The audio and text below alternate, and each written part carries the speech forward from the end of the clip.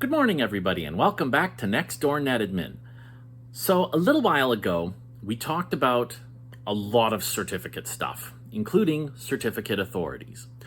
All of this depends on a particular trust model. And it might not be something that you think about a whole lot, but there are other trust models out there.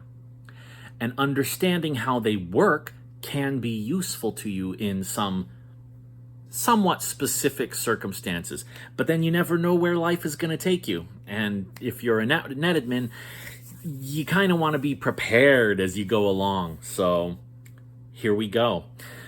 The model of trust that is inherent to the architecture of what we usually use as SSL certificates is hierarchical. That is, you have an authority, a central authority. Funny enough, it's the same initials as certificate authority, that issues the certificates. There's a lot of details about root certificates, intermediate certificates, leaf certificates, etc.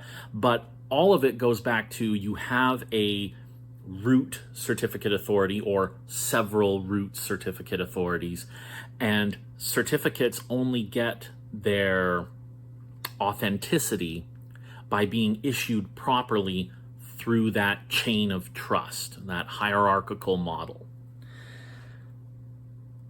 This has benefits.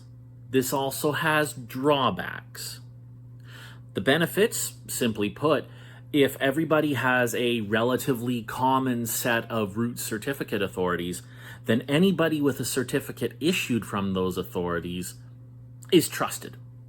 You trust the certificate because it comes from the authority that everybody has kind of collectively agreed on, that they have the physical controls, they have the technical controls, they have everything necessary to secure the root certificate, and then they also have the practices necessary to verify the identity of whoever they're issuing certificates to in whatever way that particular certificate calls for, and that they're going to do their job so that you as the end user can say, hey, I trust this because it comes from the certificate authority that is trusted.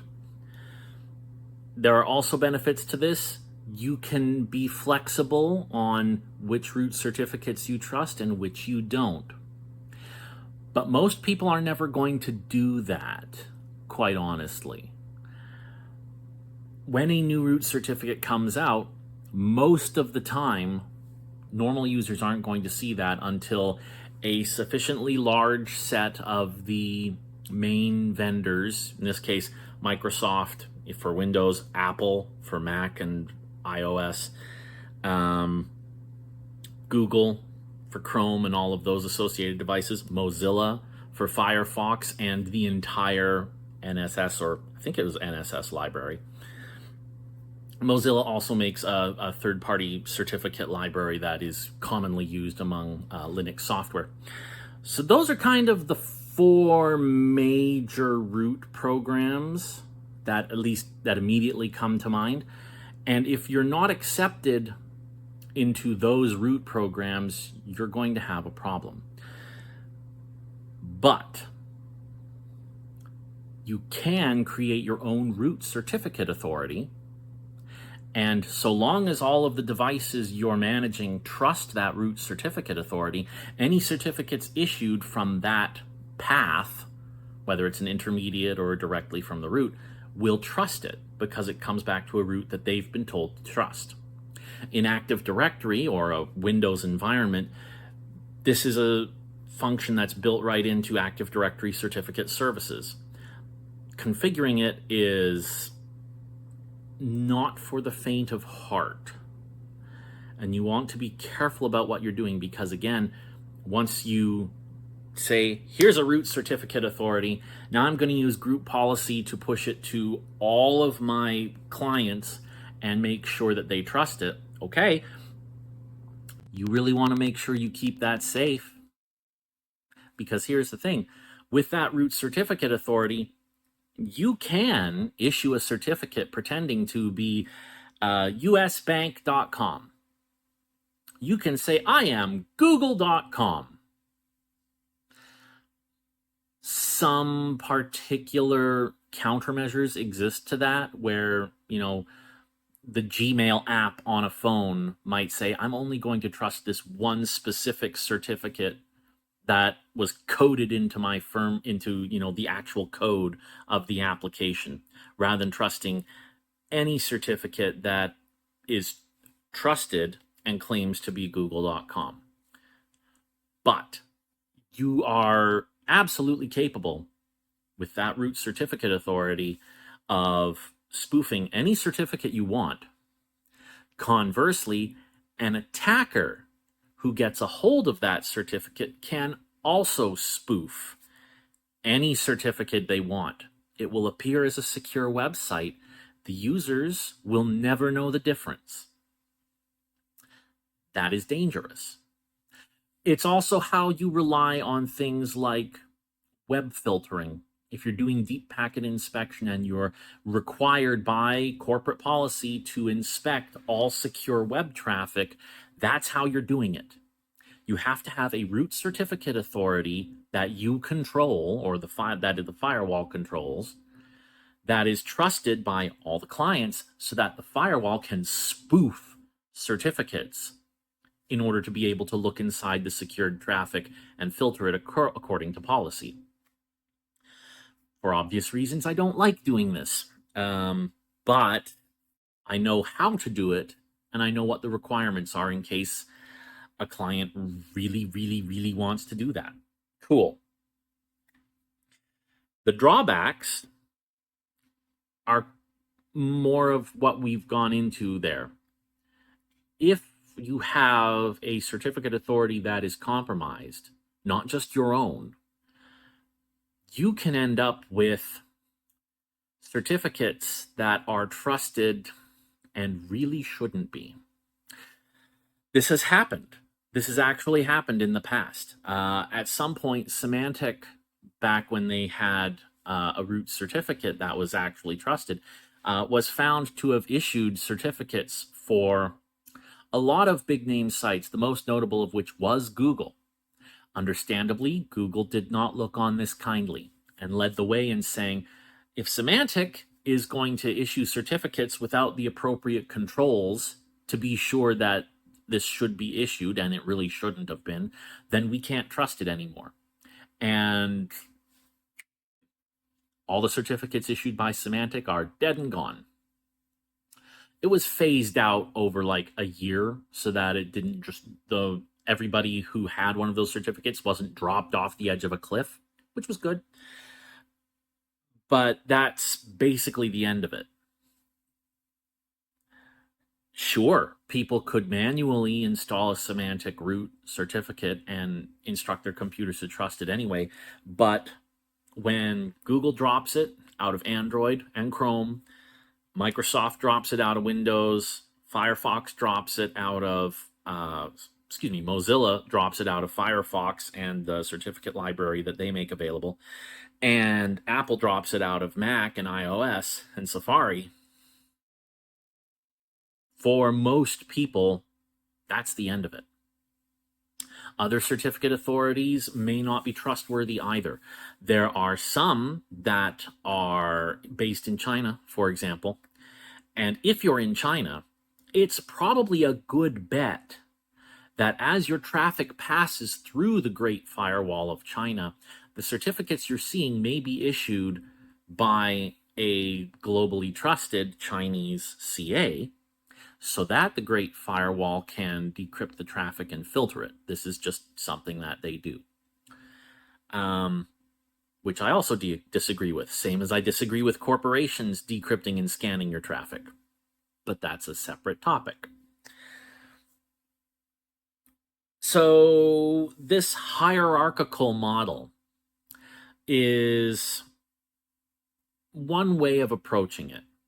You basically put a lot of the onus to get things right on the central authorities. The central authorities have root certificates. Everybody has to trust the root certificate. And if something goes wrong, then you might end up with a large number of certificates just stricken from the internet because they're not trusted anymore. As soon as everybody stops trusting the root, they're gone. Okay. Malware can also use this particular model, because if malware creates a root certificate on your own machine, then anything that is being sent and received, malware can intercept that, same as the firewall can. So it's not good. What's the alternative? Now that we've covered the way things are, what is an alternative model? Another model that is often used is called the web of trust. This is not used so much with SSL certificates, but this is used when you're working with PGP keys. PGP is short for pretty good privacy. It's a little bit of a misnomer. It's not just pretty good. It is one of the most solid encryption schemes that you can have. But it comes with a pretty big but. Key management can be a lot more challenging, because we're in a hierarchical model where everything is centralized and you're relying on the central authorities to get it right.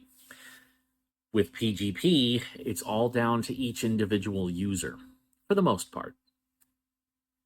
Now, PGP as software is, as a brand, I believe, is owned by Symantec. But there's the OpenPGP software. PGP was developed back in, I think it was 1991.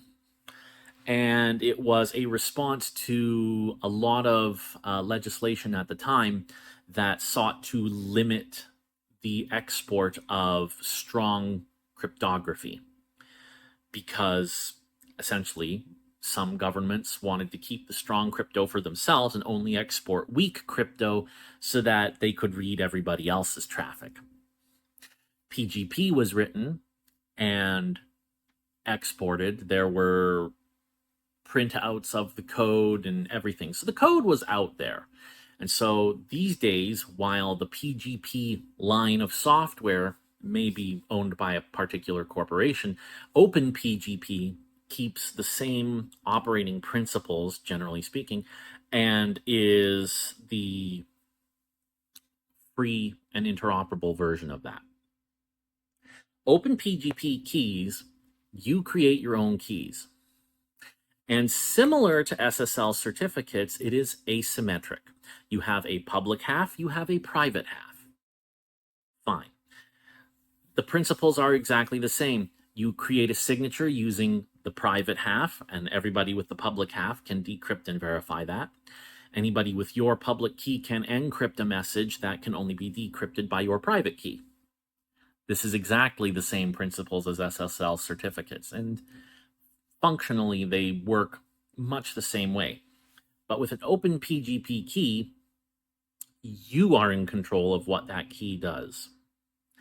And there is no central authority. Anybody can create a key, period. Keys are not signed by a higher authority. Users sign each other's keys.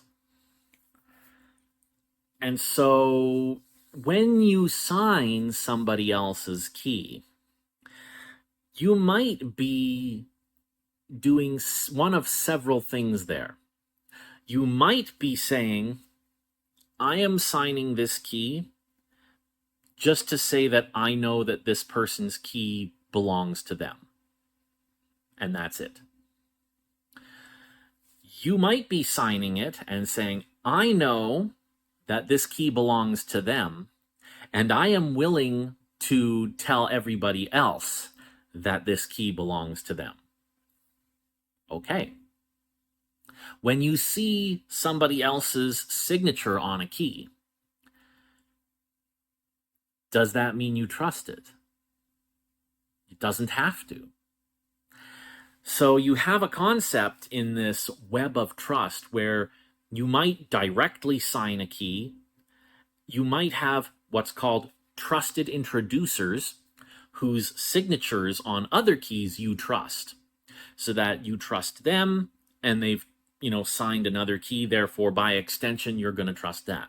And you get to choose how far along that web you're willing to trust. Are you willing to trust a trusted introducer of your trusted introducer and extend that by another hop?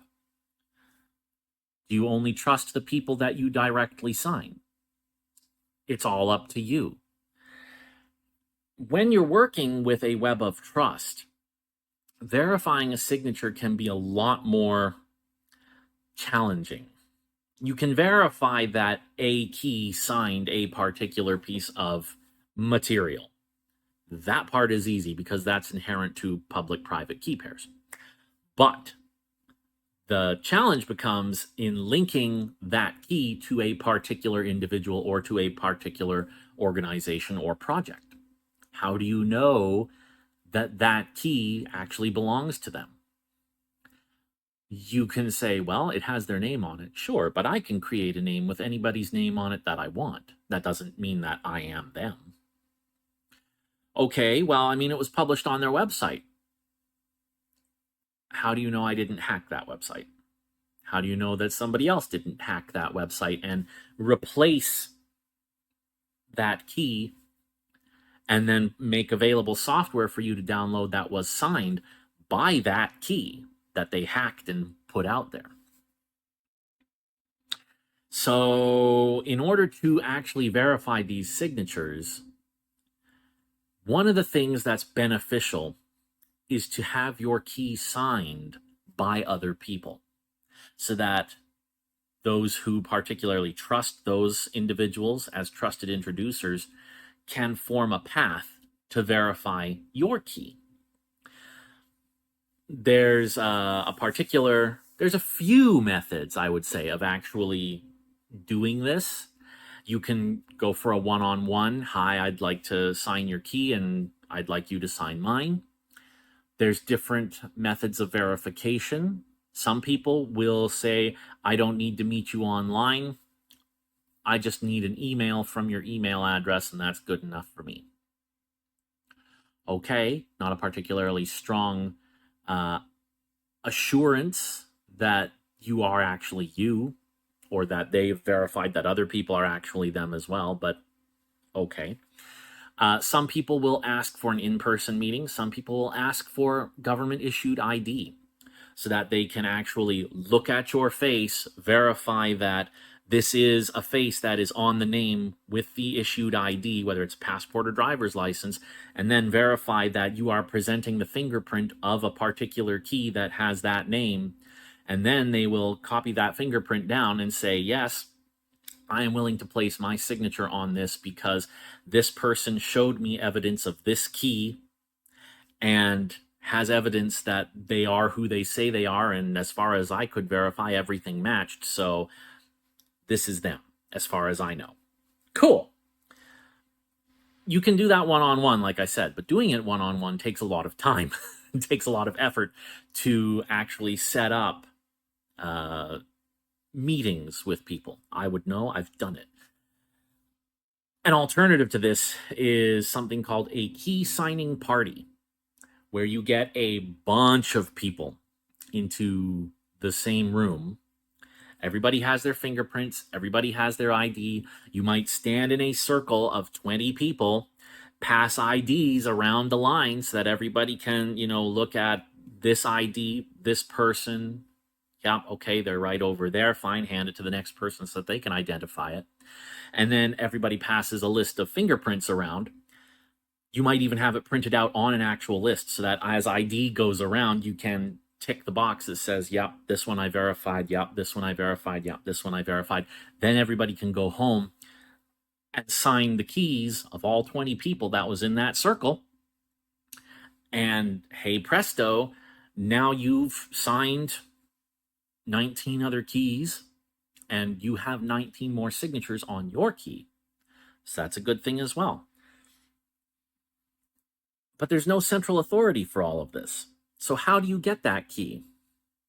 If it's not published on a website or on Twitter, I know it's called X, but I'm not going to call it X. or if it's posted on Facebook or Keybase or GitHub or any of those places, it might be published. It might not be.